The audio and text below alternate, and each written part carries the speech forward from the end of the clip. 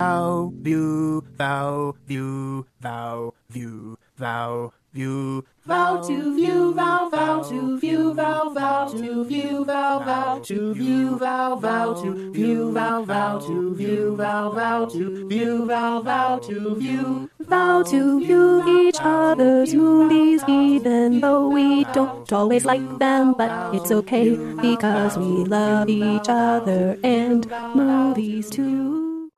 Hello, and welcome back to Vow to View, a Daily Planet podcast all about marriage and the things we make each other watch.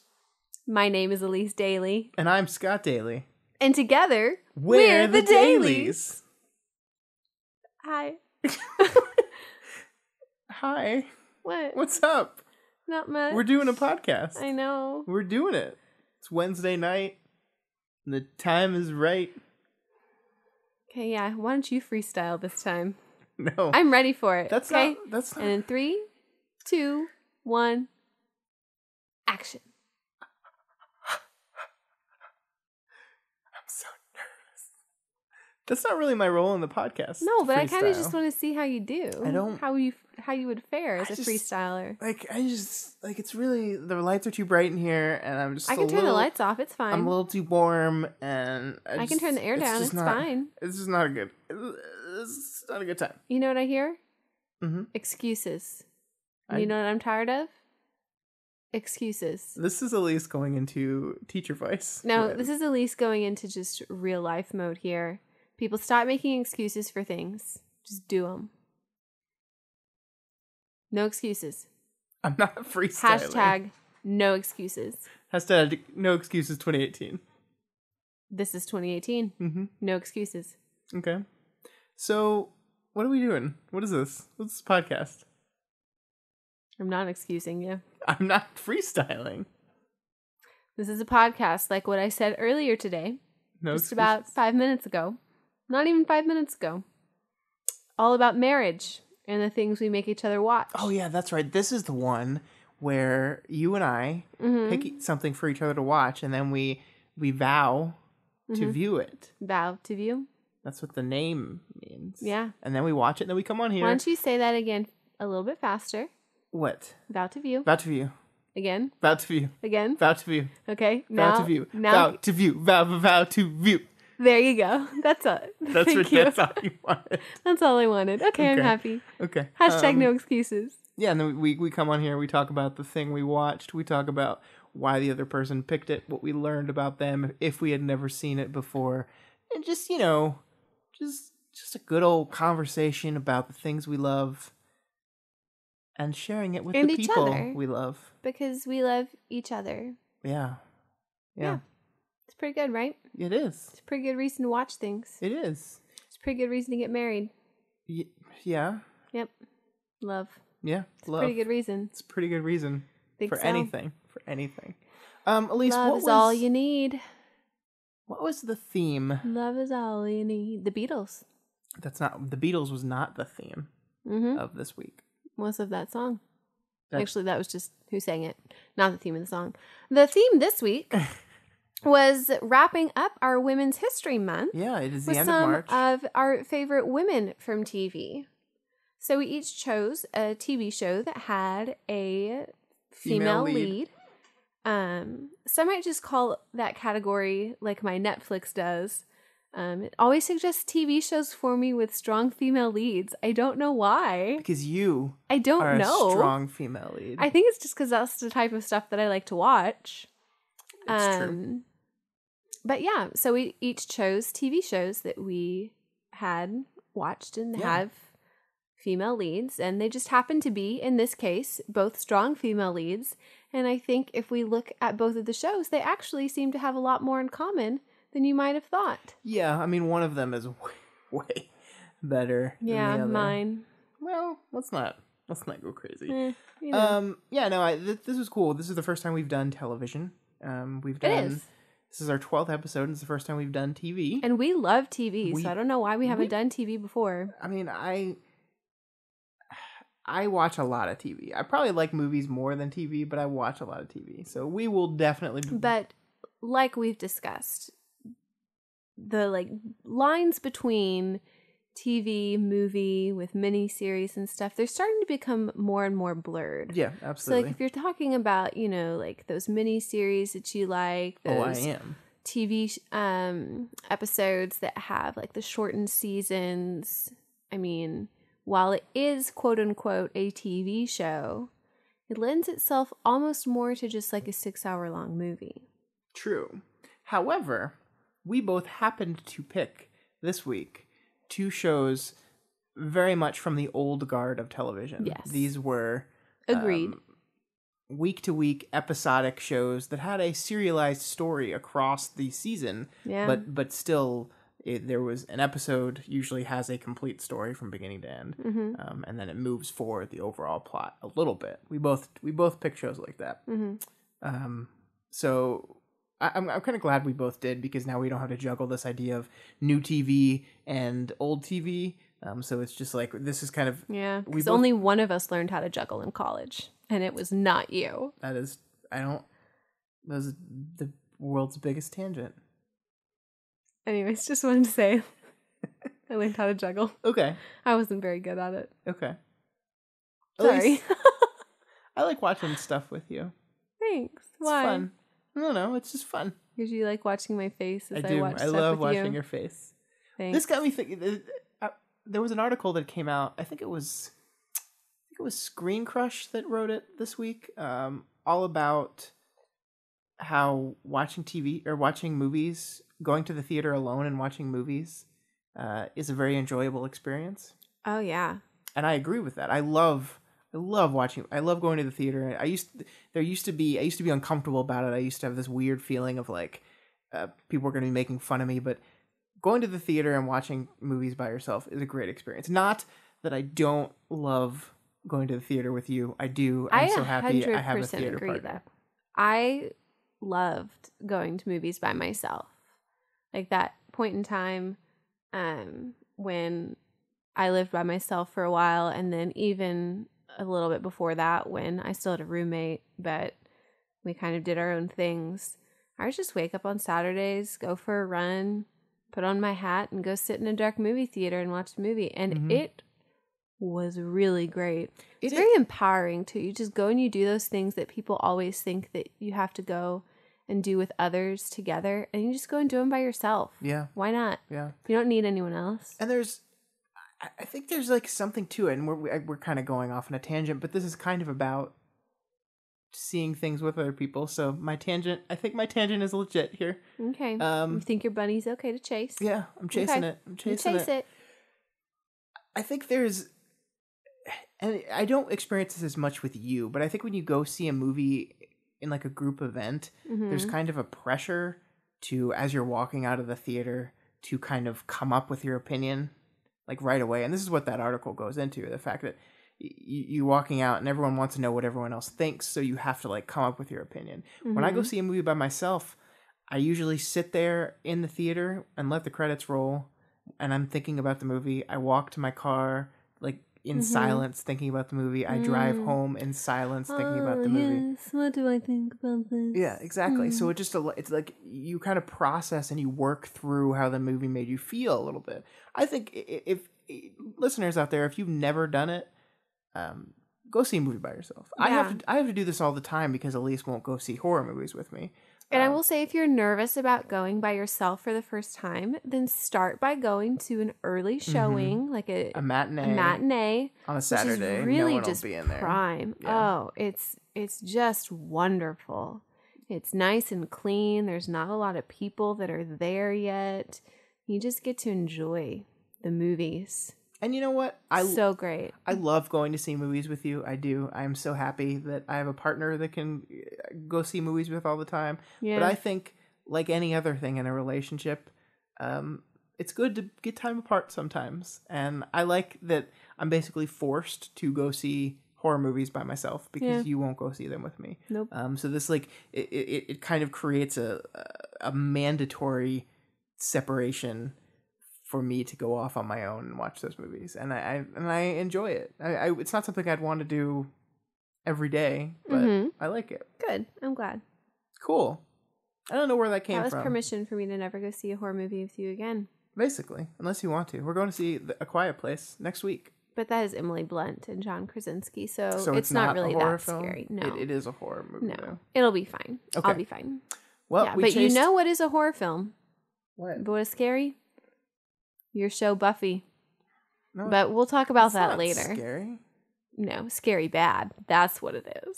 Whoa. I'm just kidding. Whoa. I'm just kidding. It's really not that bad. All right. That is a great segue to move on to, the My reason show. we're here, which is your show. What'd you pick? So this week I picked Alias, and it was a show that ran from 2001 to 2006 by J.J. Abrams. Who's which that? I've you never heard of spelled that guy. wrong on here. I'm sorry. I was rushing. Abrams. Wow. This is behind the scenes. There's no Elyse H in Abrams. There's no H. I can't believe you didn't know how to spell that. But this is actually J.J. Abrams' second show about a female lead. His first show is Felicity, which was wonderful as well. When did Felicity start? It was before. It was in the 90s. I want to say 98, 96. Yeah, it was late 90s for sure. It was late 90s, yeah. And then Alias picked up. And then he said, I'm done I will say, with college chicks. Moving Actually, on to a new college he got the chick. idea of Alias when he was working on Felicity. They were evidently talking about like some fun episodes that they might be able to do. And he thought about, what if she just like went away for the summer and did this whole spy job sort of thing, and it was crazy, and then came back and everything was normal. Felicity was such a weird show. And then, yeah. Well, actually, you look at all of J.J. Abrams' things, and it's also very similar to Shonda Rhimes, where it's like the show that they're doing at that moment that's new, the first couple seasons are good. And then he gets an idea to do something different. And when his mind starts to go to the thing that's different is when the show that he had started suffers.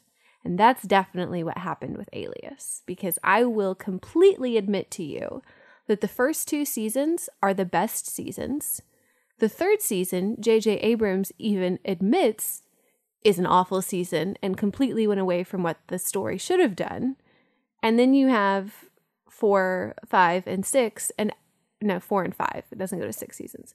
4 and 5. And the last season is just a complete repeat of the first season because Jennifer Garner got pregnant and couldn't go and do any of the stunts, and they decided to write her pregnancy into the show instead of postponing the season. And so it was like not even true to Sydney Bristow. So if you're going to watch the show, which I really enjoyed and I encourage you to, you can really only watch the first 2 and you'll be fine. You can watch parts of season 3 because there's that one episode where I realized that a man in eyeliner was attractive, and it was a good episode. Oh my God. And so, yeah, there are a few in there, but what is this television show about? Oh, I didn't even say that, did I? I just started talking. What is it's it about a girl named Sydney Bristow who went to college and then was recruited by a secret covert branch of the CIA, SD6. And so she started working for what SD6. What does that stand for? Oh, Secret Division number 6? I think it is Secret Division or it's something division, like it to show it was a break off. I forgot what it was. But anyway, so she starts working for them in college, and then she meets a guy in grad school. They're dating. She tells him that she actually works for the CIA, which is not supposed to happen according to her contract. They find out that she told him, and they kill him, which sets her on fire. And then not literally on fire. No, but she gets really upset, and understandably so. Then it ends up that her dad reveals to her, as the secret organization is also trying to kill her because she refuses to go back into work because they killed her fiance, that the covert branch SD6 is actually not the CIA. She's working for the very people she was fighting against. Gasp. Dun, dun, dun. So then she decides to go and reveal all the stuff that she knows to the actual CIA, and then she's a double agent working to try and take down SD6 while also working for SD6 and the CIA. And so her handler is a fancy lad who she likes. Definitely she's attracted digging. to. Yeah, I think we were all digging those females. Okay. He's a handsome guy. Yeah, so this is Jennifer Garner in it. It has a young Bradley Cooper playing a supporting role. It has Victor Garber. Yeah, it Victor has Garber. Marshall Finkman. Ron Rifkin. Has Ron Rifkin. Of course, since it's J.J. Abrams, it has Greg Grunberg. Of course. Because Grunberg, not... Got to put his boy Greg in his every bestie. single thing he does. It has David Anders in it, who is on the show that you have been watching. Don't know if you're anymore. still really iZombie, watching it. yeah. iZombie. But actually was completely shocked when I had found out that David Anders was not actually British, because this is the first and only thing that I had ever seen him in. And I was watching it, and then I was reading the Alias magazine, because I did kind of geek out over the show a lot, and I made my parents drive me to the bookstore in Mesquite that carried the Alias magazine so that I could buy it whenever it was released. And I found out he was not actually British. So I loved this show. Yeah, so, okay, we understand the basics of the show a little bit. Full disclosure, I did not watch all 6 seasons of the show in preparation for this podcast. I watched 4 episodes. We watched 4 hours of it. And I picked them for very specific reasons. And we'll get into that in a bit. Okay. But so how did you come to the show? Why did you start watching it? What made you fall in love with it? History me. I don't really know how I found the show. I don't remember that, but I do remember the reason that I ended up liking it so much was I had a group of people who also watched the show, and it was an event every week. And so we would go, and it was actually a group of my friends from church, and we all liked the show. So it came out it was originally Wednesdays, and then it moved to Sundays. So it was like the days of the week that we would always have events. And so we would go to whatever church or youth group thing it was that we were doing, and then we'd all go to a friend's house and we'd watch the show. And it was one of those first shows that was an event to watch for me. And then it led me into the whole, because I liked J.J. Abrams, and this new show that J.J. Abrams was doing came out. It was kind of at that time of television where it was more of, let's watch this as a group, let's talk about this as a group. And for the first full season, then half of the second season, most of the episodes were cliffhangers. So it was like that huge, like, bum, bum, bum, what's gonna happen? Yeah, it leads to water cooler type talking. And so which is it a was thing good. that J.J. Abrams does a lot, because I mean, that's Lost did that in its own way too. It wasn't necessarily cliffhangers, but the mystery, the puzzle that you needed to solve of Lost was what got people talking about it, which is what gave that show its appeal and its life. Yeah. And there's a lot of that here. Sure. That's really cool. So, and then I really had, as I watched it, liked the character of Sydney Bristow. And then the more I realized how much I liked Jennifer Garner. And then when I went to the bookstore and I found out there was a magazine, it was just all of these things kind of snowballed together to make me just love the show a lot. Jennifer Garner's great. She is really great. Glad she got away from that bat fleck. I know. Yeah. I used to think he was okay because if Jennifer Garner liked him, then sure, he had to be okay. But now that she doesn't like him, I think his true colors are showing. Definitely his back colors. This is not a real tattoo, babe. No, it is. No, it's not. No, it is. They thought that it wasn't, and then they came out and they said that it was. No, but it's not. Are you sure it's not? Yeah. I hope it's not. It's not a real tattoo. So I don't know. It's a mystery now. So Jennifer Garner was in Felicity too, right? Yes, that's where J.J. Abrams and her met. And that's why he actually always wanted Jennifer Garner to do the show. He kind of wrote the part for her. It seems like it's for her. Yeah. It's funny. So I did not watch this show while it was running, but I was plugged into enough circles to where I knew of it. And in my head, this was always the show where Jennifer Garner wears a lot of wigs. that was what the show was in my head. And that's not accurate. She does wear a lot of wigs, but if you watch during the show, you'll see that they recycle the wigs because the wigs are very expensive. I know a lot about the show. You do. Jeez. Okay. It's my magazine. Yeah, so let's talk about the 4 episodes we watched. Yeah. And let's try to do this like we mentioned last week. I don't want to like spoil the entire show. So let's try to do this in a way where we can talk about the episodes and then get into it a little bit, but without like I don't know if I can tell them why I plot. picked the 4th episode without really telling them. I think we can broadly do it. I have an idea for how to do that. Okay, then I might let you lead into that. Okay. But so the first episode I obviously picked for you because it was the pilot, and it You sets gotta up watch the the whole pilot, series. It's also the red wig that she wears is very iconic throughout the entire series, and so you kind of have to know why did they keep to that red wig? Yeah, she returns to it, and the whole actual. If I didn't have you watch the first season finale, but the finale of the first season actually ends in a very similar situation, almost identical to the season opener. And there's a mystery character that comes in that is like a complete shock to everyone that this character is actually alive. And so the first season is really, the first 2 seasons, gosh, they're so good. And then the 3rd is then awful. And then the 4th kind of catches back up. And then it's just the last, it's just a cycle. Just to watch the first 2 and then again, part of the 3rd. Okay. But so that's why I picked the first one.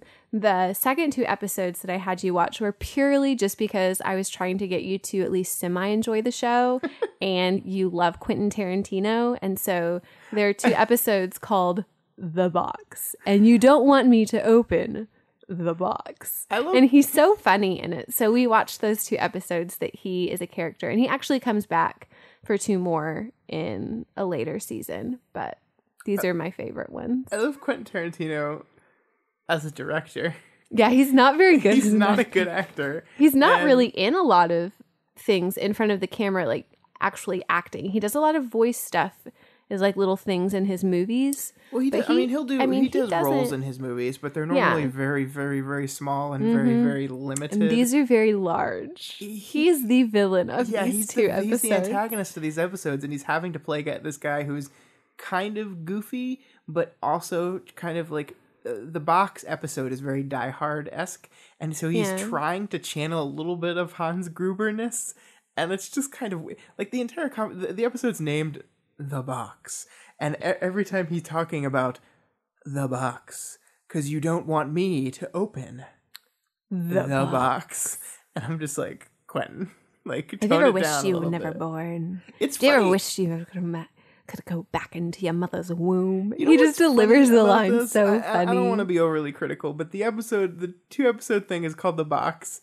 They open the box midway through the first episode, and then the torturing of the guy really doesn't matter for the rest of the episode anymore. I mean, you could say that the box was SD6 as a whole, and they're trapped inside this thing. You could also say it's more of a vault Pandora's box. Yeah, you can. I don't know. It's that J.J. Abrams. I don't know if that works. It's that J.J. I don't know. I love him so much. Yeah. So and then the last episode was the Super Bowl episode. Yes, the Super Bowl episode. So we jumped into season 2. I think it's halfway through season 2. It's about halfway through season 2, and it is phase 1 of. It's called phase 1 because it's phase. Well, okay. So it's called phase 1 because of the kind of villain side's first phase 1 that they are trying to accomplish with their like whole ulterior motive that is carried throughout the rest of the seasons. But it's also phase 1 of completely like shutting down all of what Sydney Bristow thought the episode. Was the point of the episode is Anyways. basically to retool the premise of the show. Yes. It changes a lot of the central dynamics of what the show is. Which a lot of people were very surprised that they actually made the call to do that in that season 2 and so early on, because you come to a certain point where you don't want to carry it on so much to where it's like, okay, she's been, like trying to do the same thing for 5 seasons. Is this really going anywhere, sort of thing? But then at the same time, do you... I think there's only so Anyways. much double agenting you can do in a serialized TV show before it's like... Oh, well, you think that, and then you've never watched the other seasons, have you? Well, yeah, but those are worse, are they not? Yeah, they are. Therefore, that's why... I mean, everyone is a double agent. It's like she found out in season 1 her mom was a double agent and she didn't know, and then the dad found out, and that's what ultimately led to like the mother's death. And then, she's a double agent, dad's a double agent. But I can't tell you the other people that are double agents, or else it might spoil things later. Well, at the end of the second episode, one of them is revealed that I didn't see coming. But we can't say who that is. The end of the fourth episode, the second season episode. Oh, yeah, the end of the Super Bowl episode. Yeah. That was a shocker for so many. Yeah. So, I mean, the Super Bowl episode you could kind of see as this... It's definitely an attempt to retool the show. They put it after the Super Bowl, hoping to drum up a larger audience. That's kind of the point of having a show after the Super Bowl. It's like the most watched event in the country. So let's roll off that and put a show we really let's kill off Jack. Well, that's spoilers, babe. Spoilers for that other show. Sorry. But it did not work for Alias. It did not. This was never like a hugely popular show. Ratings wise, and they were really hoping that the Super Bowl would push it into like a mainstream type audience thing, and it just never really caught on. I think I read somewhere that the Super Bowl it was the lowest rated post Super Bowl show. It was the second lowest in like 16 years. Wasn't great, so it didn't work, and so. I did not hate the show. I rewatched the show sometime either end of college or like post-college, 1 or 2 years, from start to finish. And that is when I realized that I will admit, love and affection for the show is not through all of the seasons. Yeah, well, I mean that's I think any show, even shows you really like, even my show, there's some rough episodes and there's some rough seasons. That's just kind of, especially old TV, where sometimes you just needed a filler episode and you just needed to throw some stuff in there because you couldn't advance the overall plot yet and you didn't have any idea, and so there's going to be some clunker episodes. That's okay. I think for a lot of people that have never, maybe some of our younger audience that have never gone back and watched these type of shows, I think it's going to be really difficult to get into them because they do feel dated. I mean, I'm not just talking about Alias. I think my show, especially the first season, does as well, where you can tell the budget wasn't that high. It's not in high definition, although Alias might have been. When was it? 2000? It was 2001. Why was I going to say 201? Right on the cusp of 201 maybe being broadcast and a shot in high definition. 2001. Not the Space Odyssey. There are, thank the Lord. Like there's, especially when watching older shows, and it's not suspension of disbelief. It's just like you have to reckon with the fact that realism is not going to be important. It's like the best comparison that I've seen is this idea that when you go to a play, and in the play they say, "This is a city," you don't go, "No, that looks fake," because it's a stage. Like, obviously they're pretending. And I think the same is true with these late 90s, early 2000s shows that were trying to do these big things. It just didn't have the money. It's like you have to suspend your disbelief a little bit. You have to be willing to meet the show halfway. Because you can watch and you see the set pieces and you're like, oh my gosh, I think that was the same like divider that they used in the diner here, but it's here. You see the set pieces. Can see it, you see the stunt doubles. I still like it. It's when fun. they do the wide shots, you can see the stunt doubles. It's television it did not have the budgets it has now, so you can't approach these things in that way. And I think had J.J. Abrams done this show later in his career, like if he tried to do Alias now, people would be throwing money at him every which way. But this was his second show. Yeah, he hadn't really made a name for himself. No. Felicity was pretty popular, but not like Felicity didn't blow the world up. JJ didn't get mainstream popular until Lost. Yeah. Which was a show he kind of stepped away from after not that long anyway. I think he was only around for the first season. So there are things about the show that like really were like nails on a chalkboard for me. I talked to you about this before. The music during the fights is just so... It's not that it's cheap, because the music in my show is pretty cheap too, at least at the beginning. But it's just like this weird kind of like... It's very techno-y, like rock. It's like... I agree with you on that. And it makes the show feel a little cheaper for me. Almost video game-esque. Kinda, yeah. But not like older video game, not like... Because new video games have like full orchestra and they spend so much money on their music, but and that made it a little difficult. The performances are not bad. Jennifer Garner's a very good actress. Mm-hmm. Bradley Cooper's good. I had the biggest crush, obviously still do, but I mean, freshman in high school, Elyse, whenever Bradley Cooper left the show for a while and then came back. Oh my gosh, vivid memories of me, and I am now drawing a blank on the girl that sat next to me. I think her name was Leah. We just read about Bradley Cooper for hours in computer class. It was the best. But I mean, I think Alias. I can look at the show and I see why you liked it. I think I can see, these characters. It is. I mean, the show is centered around the spy organization and but is rooted in the characters, and those are the type of shows I know you like, because those are the type of shows that I like.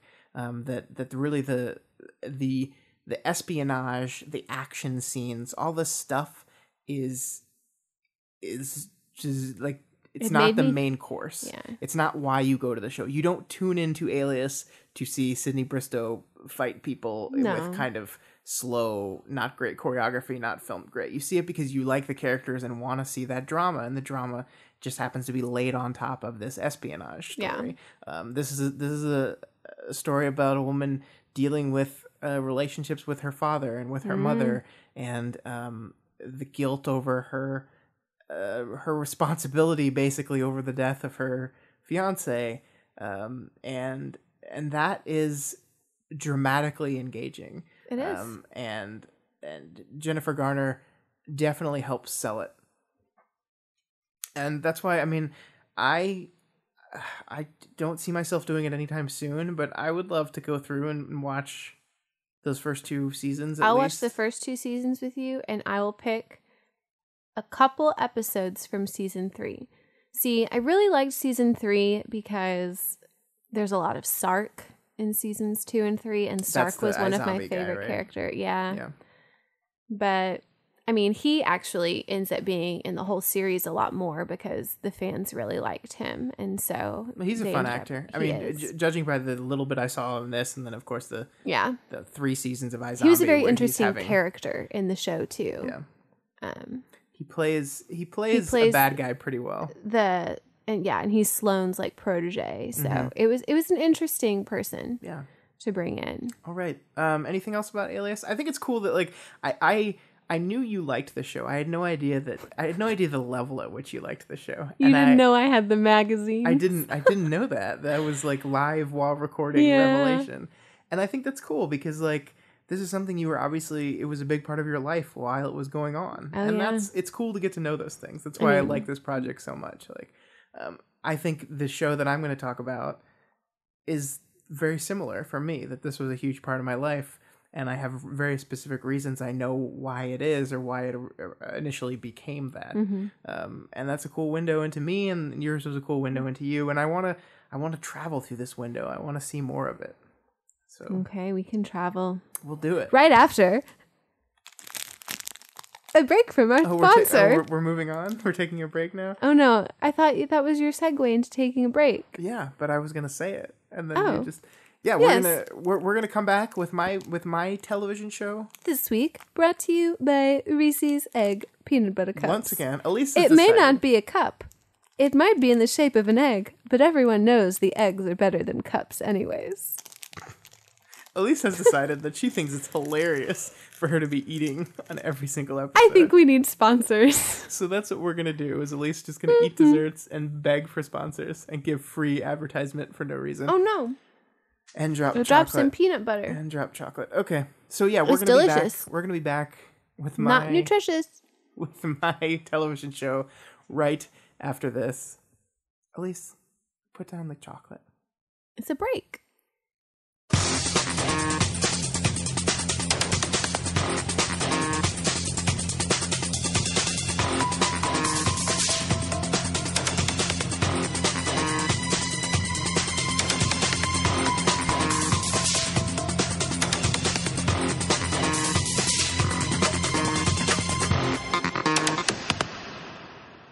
And we are back. Elyse has completely finished her chocolate, so we should hear no more crunching or chewing, right, Elyse? Okay, obviously not. It's time for my show, and I picked, of course, you knew I was going to do this. I picked Buffy. Did they know? I knew. No, I was talking to you. Okay. I don't know if they did. I don't think they knew. I think I told them last week. I think if these people are people that listen to us with any amount of regularity, this will not come as a surprise to them, because I basically find a way to talk about the show. So everyone else was as excited as I was for this week. So yeah, I picked Buffy the Vampire Slayer, which is not only a thematically fitting because the main character is Buffy Summers, played by Sarah Michelle Gellar, a strong, badass female character. It is also my favorite show of all time. 100% my absolute favorite television show.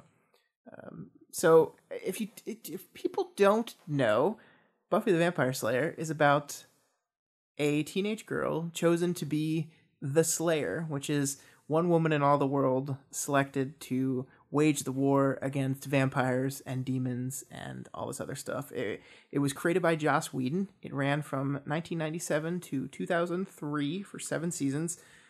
Joss came up with the idea when he thought it would be cool if, like, you see the monster stalk the blonde girl in the alley that is stereotypically the victim, and it turns out they are the ones that have the power to kick the demon's ass. So he thought that was a cool idea. Girl power. He thought that was a cool idea, cool subversion of that horror trope, and he built a show around it. Originally, it was a movie that was... Did he do the original movie, or did he just see it? He wrote the movie. He did? Okay. He wrote the movie. He did not direct the movie. And the biggest problem with the movie is Joss Whedon's sense of humor and his comedic timing and his wit and his dialogue are very, very specific. And if you don't understand the tone he's going for, it doesn't work. And that was the biggest problem with the movie, because the television show has its funny moments. It is funny. He writes very kind of funny, fast moving, plucky kind of dialogue, but it's also a thing that takes its core conceit very seriously. It takes the idea of Buffy being this girl that fights vampires very, very seriously. And the movie didn't want to do that. The movie wanted to treat the whole thing as kind of this one big joke. And it just didn't really work. It just kind of killed it all. It made it kind of a nothing experience. I wanted to like that movie very much. I did not. But then Did you watch the movie before seeing the show or after? Me? Yes. After. Okay. So you obviously would not have liked it because you saw what you saw. I mean, I hadn't seen all of the show, but... Okay. Sorry for interrupting. No problem. He then came back to it later, pitched the idea of it as a television show. It got picked up and ran on WB for 5 seasons. WB 33. Yeah, and then shifted over to UPN for the final 2 seasons. 21. Yeah, these are both channels that don't exist anymore. But, CW. Well, WB it's the same but different. it was a show that was always on the verge of being canceled. It's become a cult classic now. If you look at lists of like the 100 greatest television shows of all time, Buffy will be on it, and it will be near the top. But at the time, it never really broke through. It never really had an audience. So it was this thing where you can tell that almost every single season finale, except for the fourth and maybe the second, was structured as if it could be a series finale, because Joss was terrified that he wasn't going to get picked up. He was always conscious about it. So he was always show running around the concept that we need to end this in a satisfying way, that if we get canceled, it won't kill the story we were trying to tell. But it kept going and ran through its 7-season life. While he kind of stepped away from it a little bit as it went on, because he was also doing Firefly, and they did a spin-off Angel at the same time. So he was like show running 3 shows at the same time, and he had other writers and directors kind of step in more, but still pretty involved with the show from the entire process. I was brought to the show from my older sister, who in high school was definitely a vampire slayer too. Yes, yeah, surprise! Wow, my sister's actually a vampire slayer. Such a real connection to the show. She was. I don't want to call her goth. I don't think she was goth, but she was very much. She liked reading the Anne Rice novels. She was very much into but this was before all the Twilight-y vampire stuff.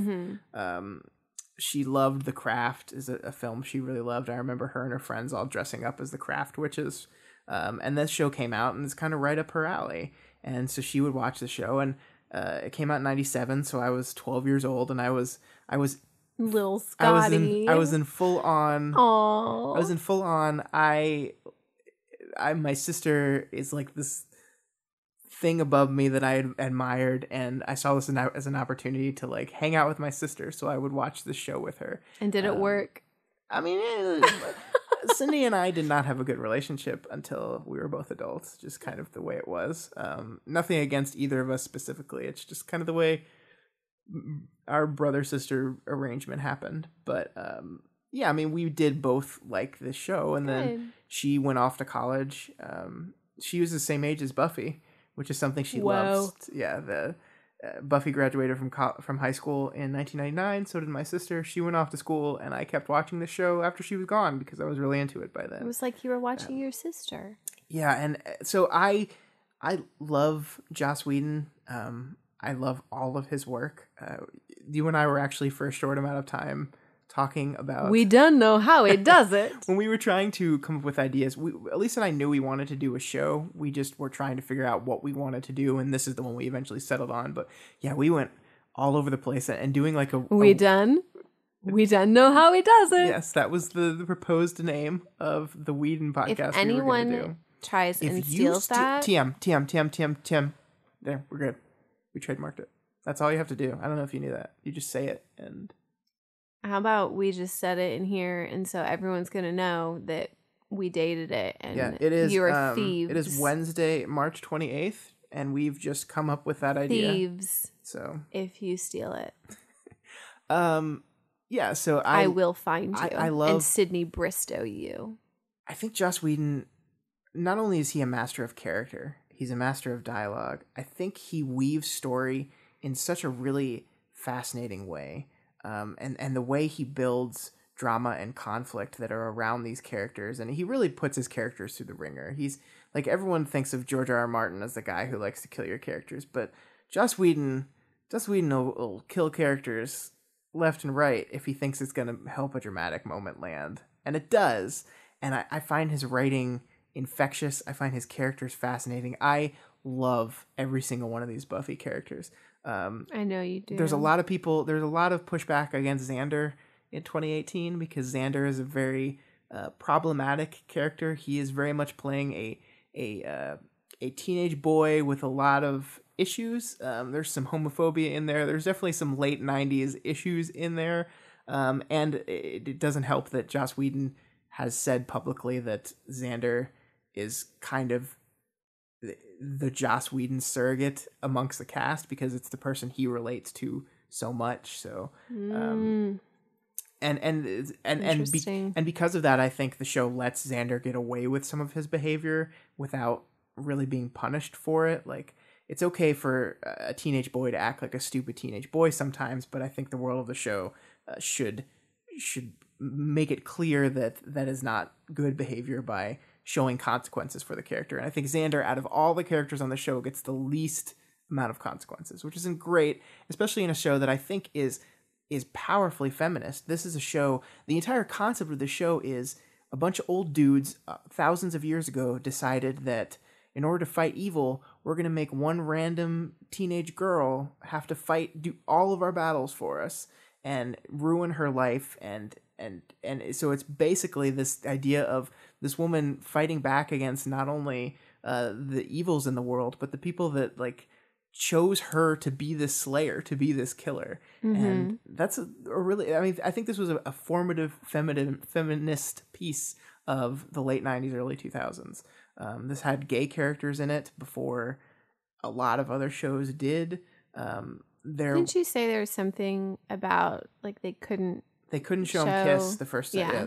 The fourth season, one of the characters, I'm not going to spoil it, but one of the characters becomes gay, and they wouldn't show them kiss until the fifth season. I think is the first time you see that. The camera conspicuously cuts away anytime they start that, and we've come a long way. But there's something about how this tells the story, and the central, like, it's interesting. You can look at the show. The central conceit is Buffy is growing up and fighting the demons of growing up. Her demons. She's maturing and becoming an adult, and this is made manifest through the literal demon she's having to fight. And the first 3 seasons could be seen as this high school is hell thing, because those are the 3 she's in high school. So like the challenges of being a high schooler as made manifest through fighting monsters. And then the rest of it is very much, okay, what now? How do I transition from being the high schooler to becoming an adult, to stepping into this role? Mm-hmm. And I think it just works so well. And there are parts of it that don't work as well. Season 4 is probably my least favorite. It has a lot of good individual episodes in it. That's the Buffy in college season. But you can tell that the show... Yeah, they never transitioned to college well. You can tell that the show is trying to. It's like trying to feel out what the show... like, because like the first 3 seasons, the library of the high school was like the hub of everything. And everything was kind of based on not only the library, but the idea of demons in high school and issues we have as high schoolers in this world as manifested through monsters and demons and all this stuff. But that's gone now. We got rid of that. She graduated, and the show had to find its footing. And just like someone entering college for the first time is kind of lost and trying to figure out who they are, the show was trying to figure out who it was, and it was very clunky. It made some mistakes. It had to shift itself, but I think it did eventually find itself. And I think I very much enjoyed the last 3 seasons of the show. There are some people that don't like the 6th and 7th as much, and they have some very good points about some of the reasons why things didn't work. But I loved them. I've talked about Buffy a lot. Yeah, you have, haven't you? There. Sorry. Is this the Buffy podcast now? Yeah. Are we only watching Buffy episode by episode? It's vowed to view Buffy. God, Surprise. that would be awful. Why? Because. Talk to me about Buffy. You unlike mine, you've watched this entire I have, series. because I love you, and you asked me to do that. And what is so your favorite show?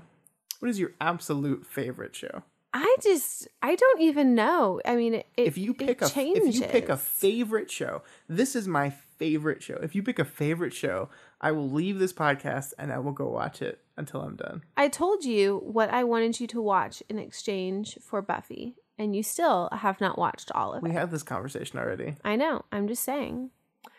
But anyways, so I had originally tried to watch Buffy before I met you. My sisters had come over and they were helping me pack before I left for a camp for 5th grade. Not when I was in 5th grade, but my 5th grade kiddos when we go to camp every year. And it was around Halloween, so we were trying to find something like scary to watch, but not super scary. And Adrian had turned on this, and we sat down. We tried to watch the first 2 episodes, and it was just not something I was into. And I think I might have tried to watch a couple more after that, and I could not get into it. So then whenever you said this was your show, and I'd actually forgotten what the name of the show was that Adrian had turned on. And then whenever you were saying this is your show, this is what you want to watch. And so we started watching, and I was like, oh my gosh, I've seen this. I did not like this. This is awful. I don't really want to watch the whole thing. And I will admit, the first season, I did not really enjoy much of it at all. It did get better towards the end.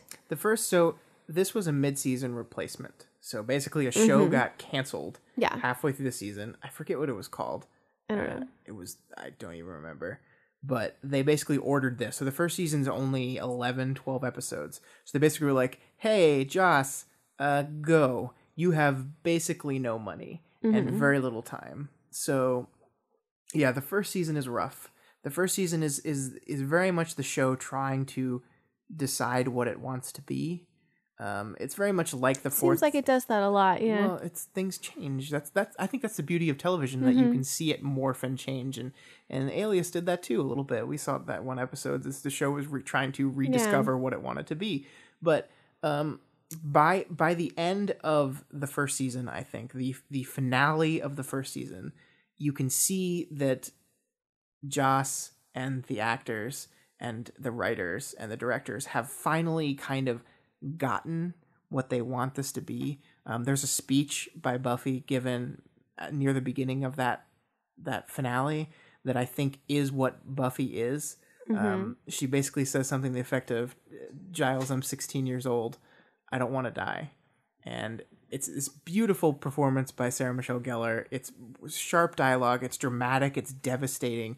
And I think that's Buffy. So I completely cop to the fact that there's getting through the first season is difficult, and I cannot look at it objectively anymore. So like I will, even on my rewatches, which I've watched the show so many times. So how about you say this: if the first season is difficult to watch, then if there are 2 episodes from the first season that we can watch and understand what the whole... There are 4, I would say. There are 4 of the 12. 4 of the 12 that you would need to watch. Okay. In my opinion, yeah. The first 2... Okay. Yes, the first 2. The pilot and... I forget what's in the second one's... The name of the second one. Which I've already said are hard to watch. So you just have to figure out how to push through it. Technically, the first 2 is a 2-part. It's a 2-part. Like, it's 1 episode, but broken up into 2 parts. So the pilot and Harvest are the first 2. And that tells one complete story that basically serves to establish the status quo of Buffy. And then the last 2. And then Angel is the name of the episode in the middle, which establishes who Angel is, who's a very important character to the show. So I think that's important that you get that establishment. And then Prophecy Girl, which is the final one. That's the season finale. And I think really that's all you need to watch of the first season. So that's all you need to watch, guys. If you want to end up watching all of Buffy and start with season 1, don't watch the whole season. And I will just pray for you when you start to watch the first 2, because I know it's hard, guys.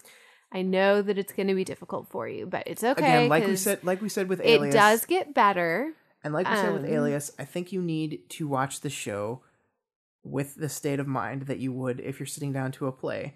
Some of the special effects in the show are not good. There are monsters, there are demons that look cheap, but stuff looked cheap in Star Trek too. Stuff looked cheap in a bunch of other shows too. So you have to be willing to be okay with special effects that aren't perfect. It's not about the special effects. It's not about the fighting. It's about Buffy. It's about the characters. It's about the drama. The fighting is just, the conflict, the inner conflict made external. That's what it is. So work your way through that. Those are the 4 episodes you need to see. Sorry, continue. So you got to season 2, and then you started finally seeing. And then I started appreciating it a little bit more. I will tell you, I agree. I do like Joss Whedon. because there are a lot of things, if I'm looking through like his body of work, that I didn't necessarily realize he had a hand in. And then it was just kind of eye-opening to me to think about, oh, well, he did Toy Story. I loved Toy Story. He got like credit for writing Toy Story or part of it or whatever. And so there were like things that, okay, so maybe I do appreciate him a little bit more. I think he has his moments with dialogue. I think he is good at developing characters, but I think that the show of Buffy is very corny the majority of the time with a lot of the things that they say. I don't know if it's the delivery of the characters. I don't know if it's the time. I'd call it campy. And it just, it sometimes puts me a little bit off. And so I think that might have been why it took me a while. And then even throughout the whole thing. And then every show on ABC has done this. And I know this is not ABC, and every show for a while has done this, where it gets to a certain point in time and then, oh my gosh, it's the musical episode. And you love the musical episode. There are things in there that are good, but a lot of people go into acting because they're good at acting. And if they were good at singing, they would be on Broadway. And some of the characters are not strong vocally, and I don't think you should just do. But I don't think, like, that's not what the show was. They wrote it into being a musical as part of the plot because he probably just wanted to do a musical. Yeah, he worked on that musical episode for an entire year. Joss Whedon wrote every single one of the songs. He wrote the music for every single song. Yeah, but I mean, as a whole, I enjoyed the show. I think it was the first musical episode ever show that's been done. There's been a lot. The musical episode is great. It was good. I don't think it matters that they don't sing very well. I don't think they need. From someone who is very nitpicky about music, it matters if they're going to make them sing. I mean, so when I sing in front of you off key, are you like, Scott, you shouldn't be singing right now? No, but you're not on a TV show part of a musical. You know, like if you're going to have it's not a musical television show. It's an episode. Well, then don't make that character sing a song. There's no reason for you to have to write a character to sing a song if they're not strong vocally. Because they don't need to sing. Yes, have them do something else. A magical thing is taking over the town and making everyone sing. That's the in-world reason. Like, if it makes sense with make them part of the chorus.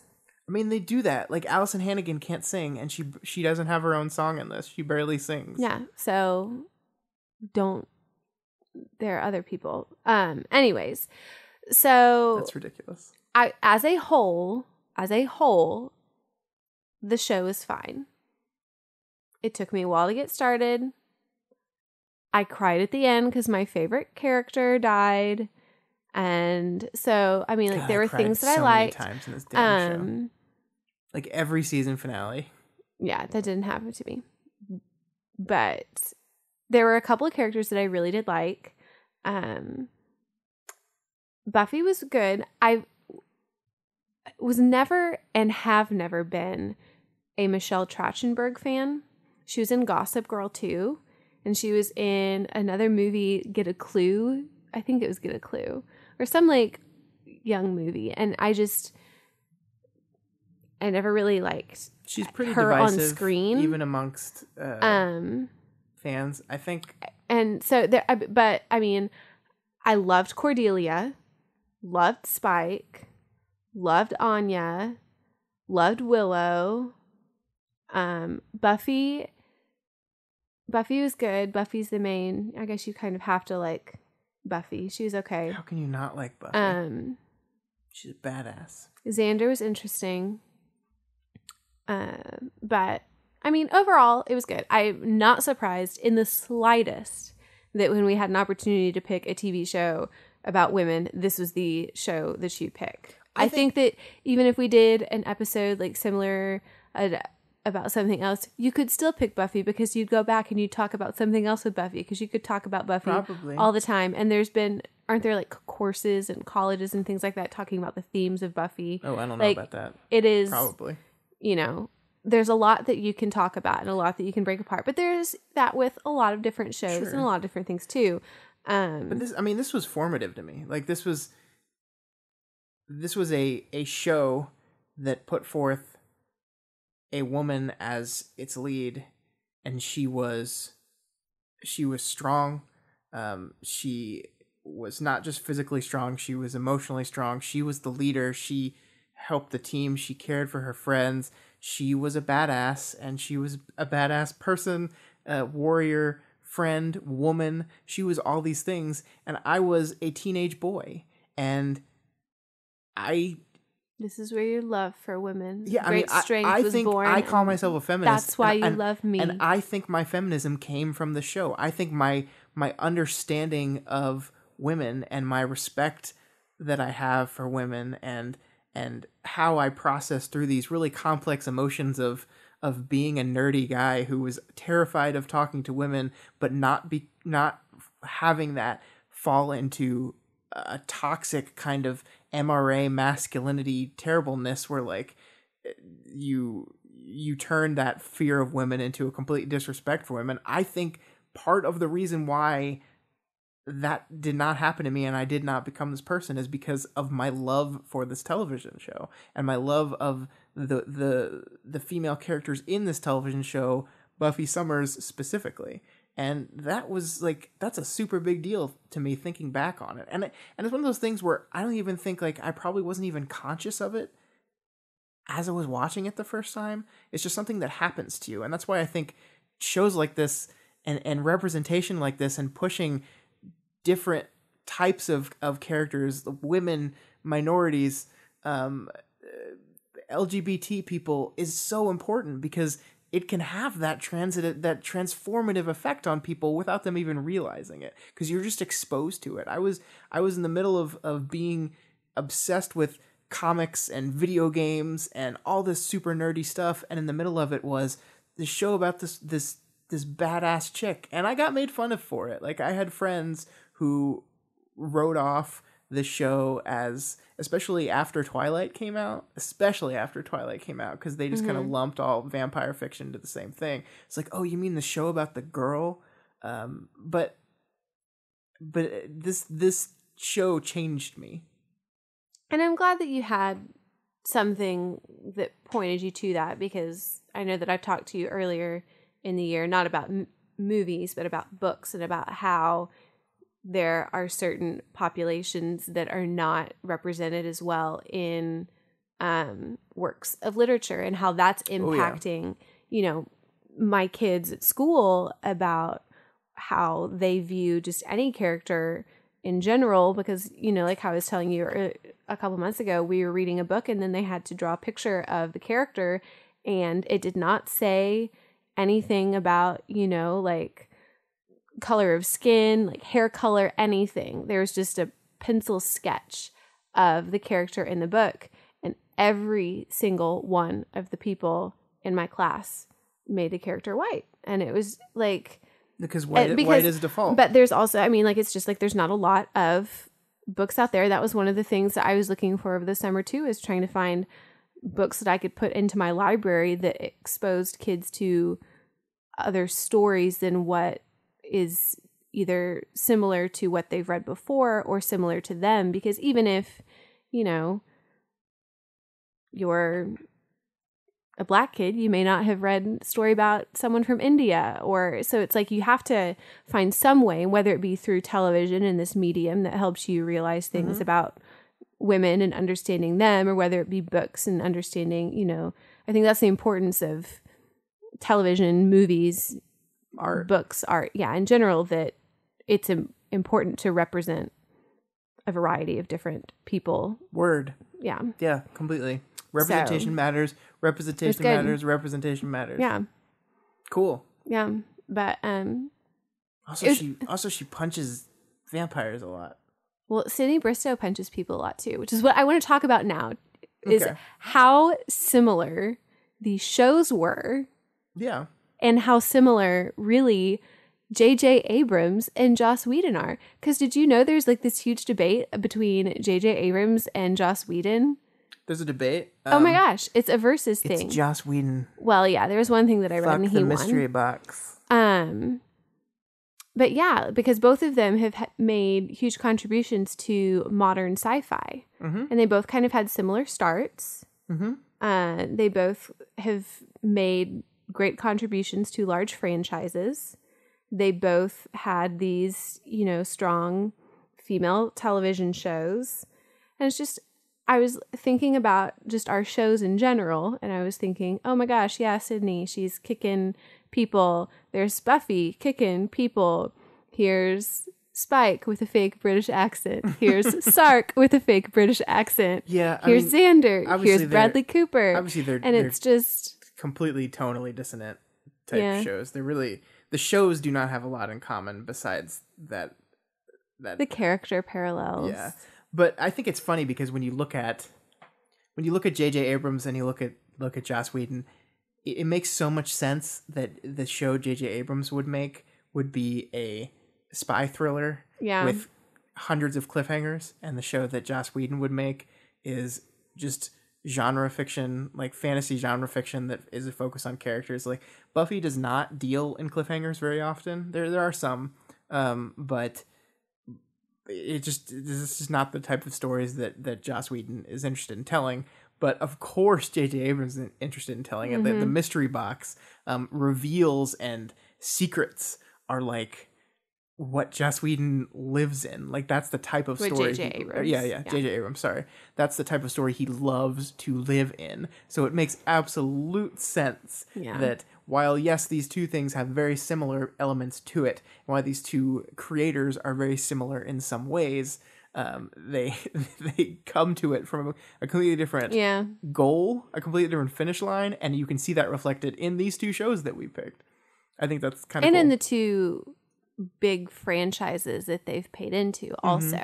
Yeah. Because you look at the huge one that JJ did with Star Wars and how it's still completely built around the mystery of who is Rey's parents. And then you have Joss Whedon, which is just completely bringing all of the different characters together and making it work in the Avengers. And so, I mean, I enjoy both of them. I think that if you're talking about with a story, like plot, what makes the most sense to people and debating that, yes, probably Joss Whedon would win just because I think he is a better writer. I think he's a better storyteller. Yes. I think JJ does a lot of good things, and I think there are elements, like JJ is one of the best casting people, and one of he casts really well, and he's a very good director.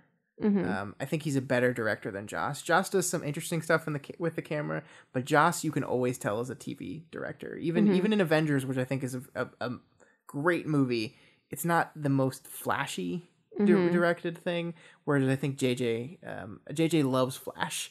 JJ loves directing, and he finds a way with his camera movements and with his setups and with everything to capture a tone that he's wanting to through direction, whereas Joss does it much more through the dialogue and character and writing. It's very true. But it's just interesting kind of how paralleled they are. Absolutely. It was cool. Yeah, I liked it a lot. That's why we're in love, because we come from different places. Am I the J.J. Abrams to your Joss Whedon? You're totally the J.J. Abrams. I am, aren't I? Ooh, Ooh, let's make it a mystery, guys. I'm so flashy. All right. And then there's Scott over there trying to make it all. I'm just crying. It's true. Let's wrap this thing up because these episodes keep getting longer. See, the reason that it's longer now is because we done know how he does it, and there's just lots you can talk about with Joss Whedon. Yeah, there is. All right. And you got Scott talking about Buffy, so. You get me talking about Buffy. I could do a whole And then we'll just see you next year, right? I could do a whole show. I think what this has done is now sped up my biannual Buffy rewatch. So I'm going to be starting that tonight. While I'm asleep, right? Okay, good.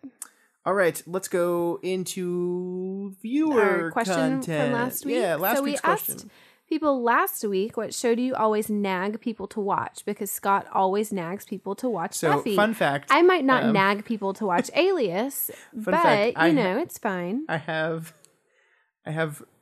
quarterly calendar reminders for 3 of my friends that goes off once a quarter, reminding them that if they haven't started watching Buffy yet, that they should go ahead and do that. One of those is Matt. I do that to Matt. One of those is my friend Sammy. Another is James Gentry, who's appeared on the podcast as well. I think Sammy has started it. Yeah, you said Sammy started it, but season 1 was rough for him. You should have just told him the 4 episodes, and then maybe he would have liked you a little bit more. I think he's already liking it more. I think he specifically said the first 2 episodes were rough for him. Good job, He got Sammy. to the 3rd episode and said, "Oh, I see what this is now, and I like it." So. Okay. But then he got distracted by other stuff. You gotta focus. You gotta focus on the Buffy. Anyway, sorry. No, you can just let's go into the question. put it on the back burner. So, oh my gosh, I'm going to pronounce this wrong again. Is it Vegeta? Yes. I almost said it wrong again. But okay, so Vegeta said that he doesn't really watch TV anymore, but back when he did, he'd always nag people. He didn't nag people. He didn't nag people. Sorry, skipped down people about it because he found it difficult to even suggest stuff due to finding a hard time judging when it's appropriate and when not wanting to annoy them. And that's just being really kind. Yeah, you got to get over that, man. Just nag them. Just do what I do. Set up calendar reminders. Just nag. Just pick one show that you want to stick with other than Buffy. Right. You can start with Alias. You could start with Lost. You could start with sucks. Gilmore Girls, Parenthood, which I think someone down here, we'll talk about that a little bit later. Yeah. But anyway, moving Vegeto's on. first. Next, we have Reg. And so, favorite woman-centric TV shows for him are both anime. Oh, no. I know, Scott is a little about that. And so I'm probably not going to pronounce these correct because... Just give it your best shot. Puella, Magi, Madoka, Magica? Sure. I think that's correct. And Kill La Kill. Madoka is about a monkey's paw, and Kill La Kill is about fashion. Cool. I think I might like Kill La Kill a little bit more. Monkeys are actually anime.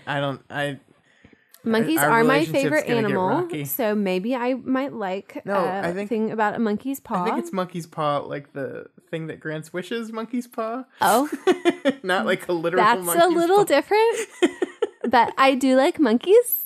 Abu, yeah. You got your Disney reference in. You get one per episode per non-Disney one per episode. Okay, thank you. You haven't sung a lot in this one. No, there's not a lot to sing. Sorry, guys. There's an airplane flying overhead. That's weird. We're nowhere close to an airport. Are we though? Anyway, next up is Kifru, who says they had their number one show they nag people about. They don't want to give up yet because I think they're going to use it for a different answer in the future or something. But the number 2 spot is The Genius, a show that they're singing praise to everyone they run into. It's a reality game show, but more of a social thinky type rather than Survivor tribal physical type. It's apparently a South Korean show that you have to watch with subtitles. But, I do like reality game shows. Yeah, we don't need you watching more of those. Yeah, I'm already on season 2 now of the Great British Bake Off. Oh, thank God. That is on Netflix. There are only 4 seasons, even though there are many more than 4 seasons in all. But you got to translate them from the UK, right? So it takes some time. It's a long way to do that. So Fowler said that his TV show that he recommends the most is probably Black Mirror because he works in IT, and a lot of the shows are topical to people in the industry. Since each show is standalone, it's a little bit easier for people to kind of join in, and they don't necessarily have to watch the whole season. Yep. They can just watch a few episodes. But he also thinks Riverdale because it's just the best. Riverdale. I think as soon as we finish here, we need to go watch our Riverdale episode. Oh yeah, it did come on tonight, didn't it? Yeah, it did. Maybe we will. We love Riverdale. We also love Black Mirror. Riverdale has become a soap opera, basically. It's a teen dramedy. The dead father's twin brother just came into the picture. It's literally turned into a soap opera, and I love it. We should do teen soap operas for one, because we could definitely watch the OC. Dawson's Creek. It's Dawson's Creek 20th. Remember the show was called Teenage Wasteland? And Teenage Wasteland. We wrote a whole song for it, guys. It's really good. Teenage Wasteland. We're all wasted. Okay. See there, I sang for you. Okay. So next up, we have Suragog. Sure. I say Siragrau, but... Siragrau. I don't know if that's right. Recommended Firefly to people and the animated Avatar series as well. So Firefly, fun story. Quick little bit. I think you've already told this story. No, I didn't tell the story. I said that I had the story. Again? Yes. You've told this already. Did I tell the story? I'm pretty sure you I don't know if I told the story. I'm just going to tell it again. Okay. Because we were going to Reunion Tower in Dallas to celebrate my friend's birthday. And so we hopped in the elevator, and me and I think there were like 2 more people with us. We were all talking, and then the group that was going up the elevator with us as well was having a conversation, and they were really loud, and this guy was doing this Australian accent, and it was a phenomenal Australian accent. And you could tell it was an accent because obviously he was going back and forth telling a story, something about a dog that had happened. And so it was so good. And then all of a sudden, the other girl that was with us, she was like looking and pointing, and she had taken a picture with her phone. And then as we're about to leave the elevator, I was going to say something like, oh, wow, that was a really good Australian accent. I was really impressed with this. And then that's at the point where after we left, the third girl that was with us that I just met that night, so I didn't really know who she was like, oh my gosh, that's Nathan Fillion. I think that's Nathan Fillion. I have this picture. Will you look? And then I looked, and it was Nathan Fillion. I was standing right next to him. And so we went, we had a couple drinks. I was working up the courage in order to go introduce myself to him. And so I was talking to my sister that he was at the restaurant too. And so I finally worked up the courage, and I went and I introduced myself, and I said, hello, Captain. And I shook his hand. What a dork. I know. It's Nathan Fillion's birthday today. Happy birthday, Nathan. Do you want to be on our podcast? Do you remember whenever I shook your hand and did that? I bet you not. I guarantee you not. Yeah. How many people walk up to Nathan Fillion and say, hello, Captain Mal? Probably a lot. Yeah. Firefly is great. It's really great. Is. I love Serenity too. I think. Did you know that Netflix actually put them on in the wrong order? And Netflix did? Yeah. Because I watched it through Netflix, and then there were like 2 or 3 episodes that things had happened, and so I know the Fox aired them. Fox didn't air the pilot first. Fox aired the second episode. It was later in the season.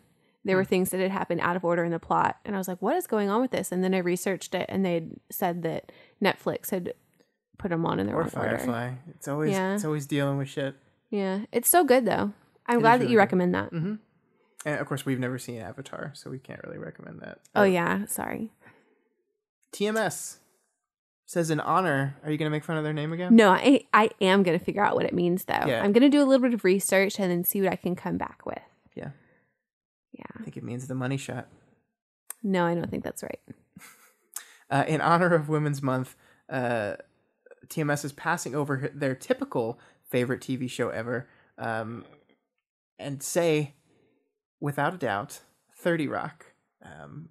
I love 30 Rock too. He says it's hilarious, and Tina Fey is an incredible person for hanging on to that weird little show. It's consistently funny, and I don't think it ever had a jump of the shark moment. I think what cements it as my favorite show is that Liz Lemon is the very atypical female comedy protagonist. They aren't afraid to make her do gross stuff, say offensive things, or just do physical humor in general. That's very true. I think 30 Rock is brilliant. Have you seen 30 Rock? I have seen a few episodes. Oh my god, we gotta fix that. It's so much fun. I have not seen them all. It's so much fun. I love like the 30 Rock versus Parks and Rec thing in my head is very difficult because I also love Parks and Rec. I'm a much bigger Tina Fey fan though than Amy Poehler, so I bet you I would like 30 Rock a lot more. Yep, you didn't like her attitude. I should watch it. Yeah, so that's TMS. I will take your recommendation, TMS. Yeah, you want to do the next one? Yes. Prof Joltik recommends Ergo Proxy Avatar TLA. The Last Airbender. A lot of people saying Avatar. TLA. Glad you know what that means. Maybe, depending upon the person, Bakemonogatari, Bacano, and Young Justice for people who like superhero movies. Which I've never heard of any of those. Stuff. I'm assuming that they're all anime. Young Justice is Justice League. It's probably a Justice League cartoon. Okay. Yeah. All right. Well, solid recs, though. I'll put some of them on my list. I'll make Scott watch some anime. No, you won't. Tringard says you love me. He's tried to push news radio on a fair number of people. You know what news radio is? I don't think I know what news radio is. I know what the second thing is that he recommends, though, which is Parenthood. And that is a show that I love. Actually, my older sister, I'd talked to her about it when it was still on the air and told her that she needed to watch it, and she never had. And she's going through it right now. I think she said she's in season 2. And it's really good. The last couple of seasons, it started to really hit me hard. Every episode, I would just be in tears. And one of the reasons was because Christina, one of the characters in the show, she went through, in the show, her character had like a medical issue, because I don't want to spoil it for people that haven't seen it, but her medical issue is the same thing that my aunt was going through at the same time. And so it was really hard for me to watch that and know that that is probably some of the same things that she went through. And I think it was after maybe that point in the series where I started just to kind of, I guess, maybe think of these characters more of realistically than how I had before. And then I just kept crying and crying. And the kid who has Asperger's in the show, I think, does a really good job, I think. And I really like kind of seeing how the parents respond to that. It's a raw show. And I like shows that are raw. It's by Parenthood's by the Friday Night Lights guy, right? I believe it is. I think so.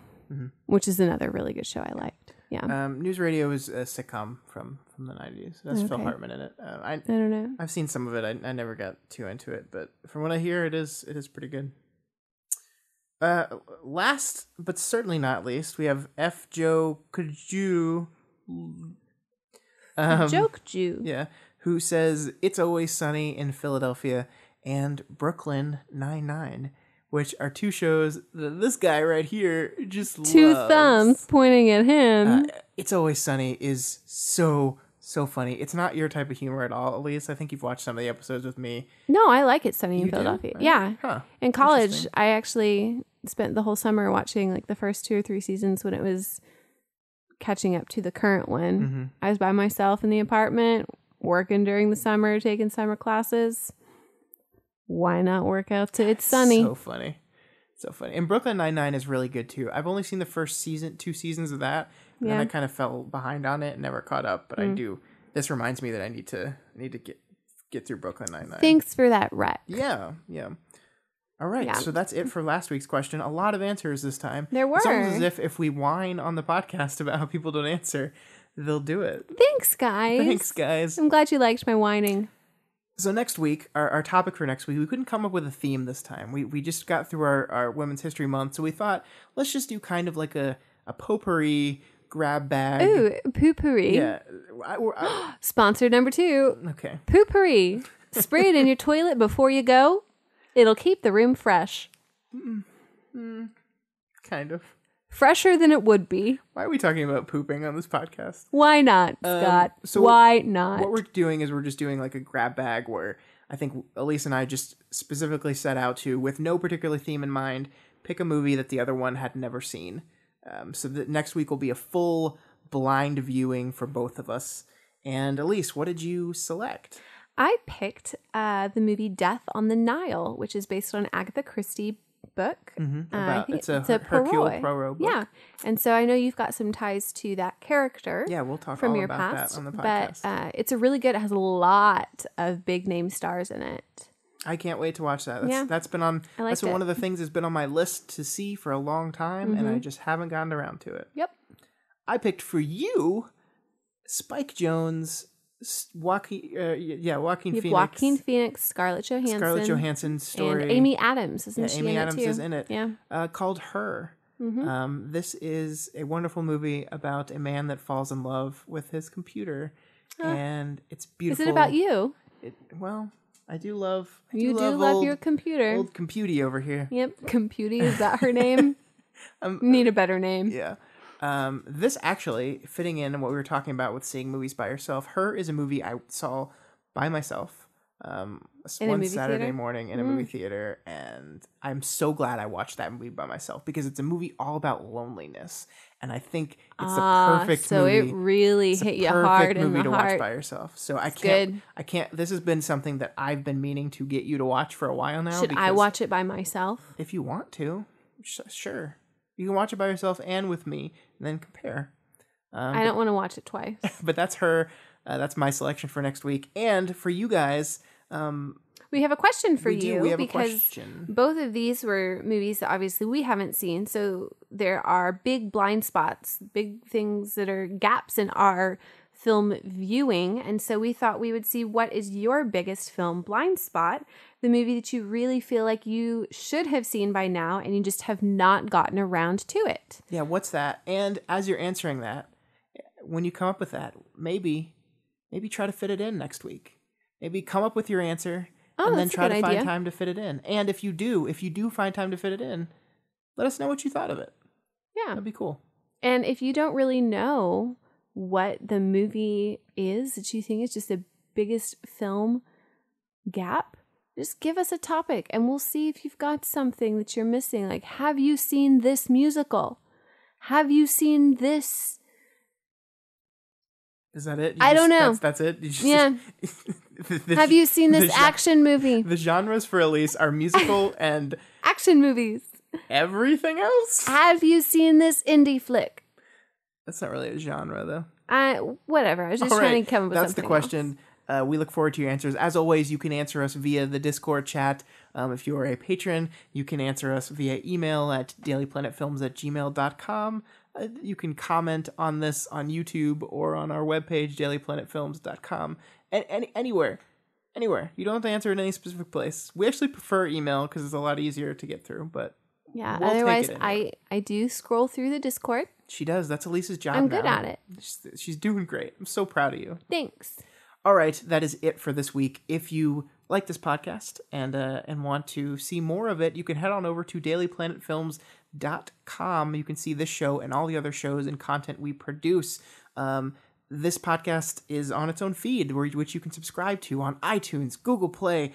It is on Google Play now? Because I know people were having issues with that. It is on Google Play. You're sure? Yes, I am positive. Okay. It's on Google Play. It's on Stitcher. It's on any other podcast app you get. There's an RSS feed that you can subscribe to. It's on YouTube. We put this thing everywhere. It's on the tubes. What? It's on the tubes. Why are you saying tubes like that? Totally.